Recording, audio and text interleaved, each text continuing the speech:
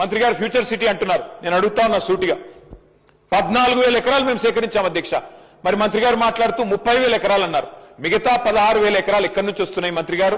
ఎక్కడి నుంచి 30,000 ఎకరాలని చెప్తా ఉన్నారు మీరు? ఇంకోటి మాట్లాడుతున్నారు అధ్యక్ష, మధ్యలో గ్రీన్ ఫార్మ్ అనట, చుట్టూ ఇల్లు కడతారట, అవతల జంతువులను పెడతారట, వంతారని వేస్తారట, జూ పార్క్ పెడతారట. ఇది ఏం ఆలోచన అధ్యక్ష? మాకు అర్థం కాక అడుగుతా ఉన్నాం. దయచేసి మంత్రి గారు నేను అడుగుతా ఉన్నా, it was conditional land acquisition.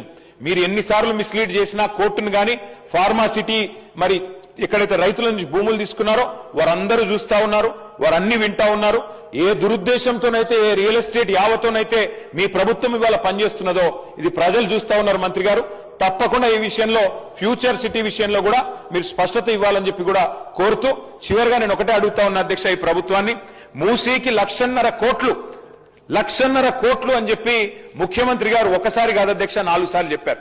కానీ ఇక్కడ మంత్రి గారు డిపిఆర్ పెట్టకుండా దాచిపెడుతున్నారంటేనే మంత్రి గారు కేవలం 3,297 ఎకరాల గురించి ప్రస్తావన చేయకుండా దాని విలువ ఈరోజు మార్కెట్లో 50 కోట్లు ఉంటుంది. కనీసం 1,50,000 కోట్ల భూములను కొల్లగొట్టడానికే మూసీ ప్రాజెక్టు. ఆ దోపిడీకి మేము వ్యతిరేకం తప్ప మూసీ పునరుజ్జీవనానికి కాదు. మూసీలో ఎస్టీపీలు కట్టింది మేము, మూసీకి గోదావరి నీళ్లు తెచ్చింది మేము.